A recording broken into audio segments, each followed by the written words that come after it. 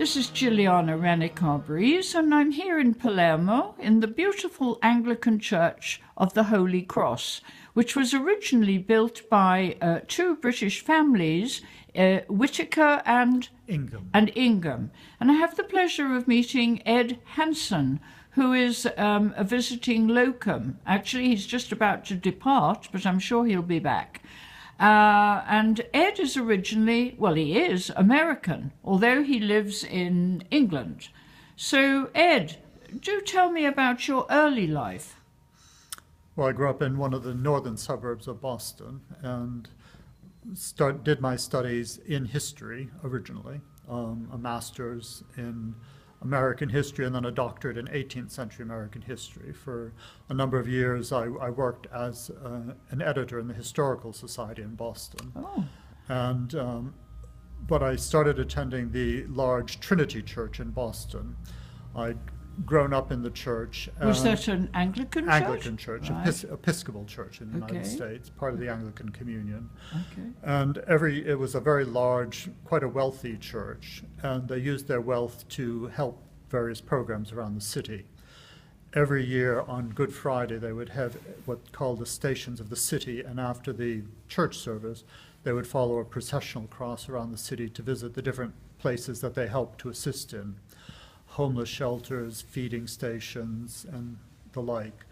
And after doing that for 2 years, I spoke to the priest and said, I need to be part of this. And so he assigned me to be a volunteer at one of the homeless shelters. And it was the first time I saw what I was doing on Sunday and doing during the week coming together. And I had had an earlier call toward ordination, and this time I decided to follow it through. And eventually that calling took me to England for ordination. Well, hold on, there was quite a bit in between. Quite a bit in between. When you said you had your first calling, when was that? In my early 20s. What happened? 20s. Well, I felt very attracted toward the possibility of going into the church at that time, but I didn't really receive any encouragement either from the bishop or the local rector. And so I ran away for a while. But I think it's what do you mean, ran away? Well, I stopped going to church for a while. Oh. And then eventually came back.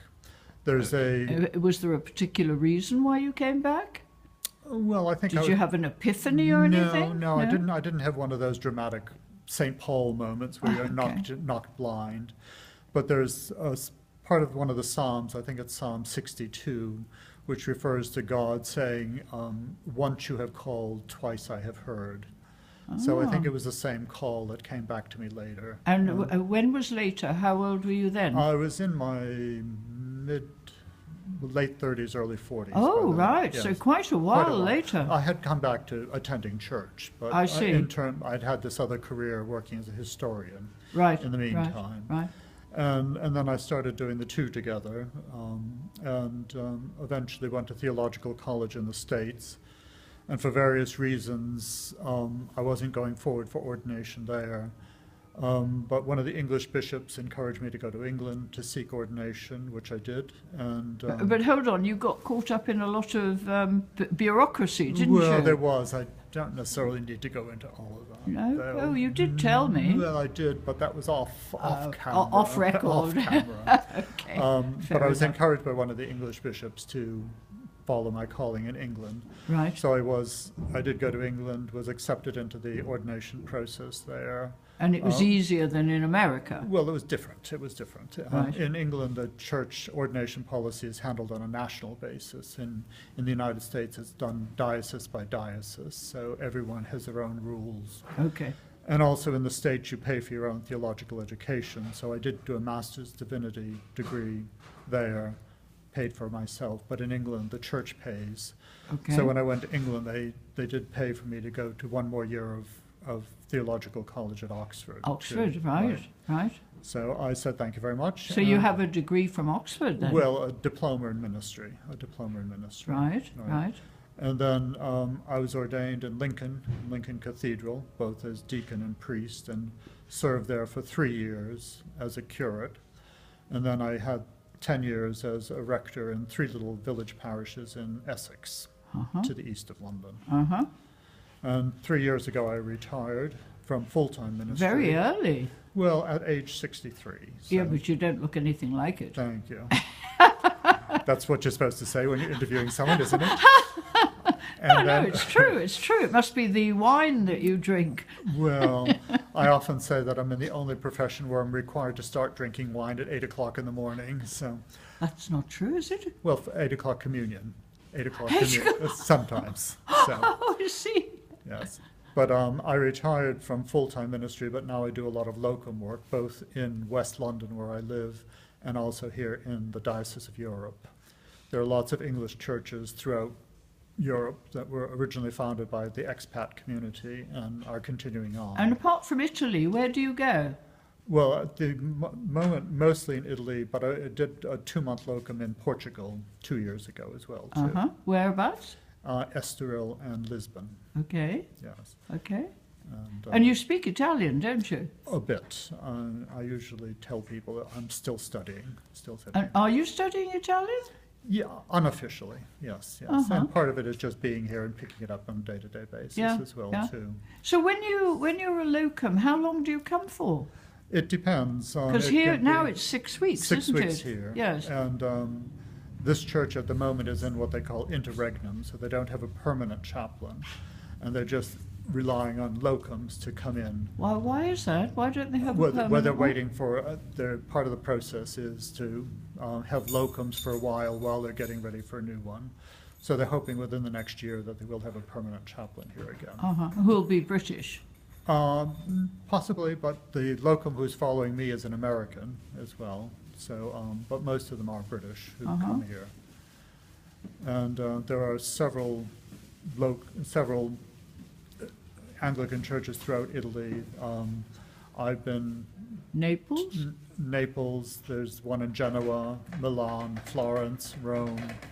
So they are scattered around, and even another one here in Sicily at Taormina, the other side of the island. Really? Yes. Oh. And I was there for 6 weeks last year. Is there an expat community in Taormina? A small one. And one of the situations is that when these churches were founded originally, there were quite large merchant communities here, and military ones in some instances as well. That community has gotten smaller, and many of the people who are still running the churches are the women, English women, who have come here and married into Italian families, so that their children and grandchildren are more often Catholic than Anglican now. So the communities are getting smaller, but still going. And this community at the Holy Cross, how many people do you think come here? Oh, on a Sunday we get between 30 and 40 on a Sunday. Right. And is that considered a large community, a small community? Well, it's not inconsistent with churches back in England, yes. It's similar to the numbers that we would expect in a parish church in England, in smaller places, yes. Right, in smaller places, Yes. Okay. Right. And what are your plans for this coming year, 2018? Actually, this coming year has been less scheduled than previous. Last year I was here in Italy for 100 days in different churches, first at Taormina, then at Genova, then at Cadenabia at Lake Como, and now here in Palermo. They've asked me to come back here to Palermo in the autumn, which I might do. I haven't signed on the dotted line yet, but that's a possibility. I'm also going to be looking at some of the chaplaincies in France too. So do you speak French? I speak French better than Italian. Oh, so, okay, yes. okay. So that's a possibility. But the church services are done in English. Right. And that's an important part of the continuity here, is people continuing to worship in English according to the Church of England. And now that you've retired, you've gone back to being a historian. In part 2, we'll be talking about the interesting book that you've written. So we'll speak in a minute. Okay. Okay, bye. Thank you.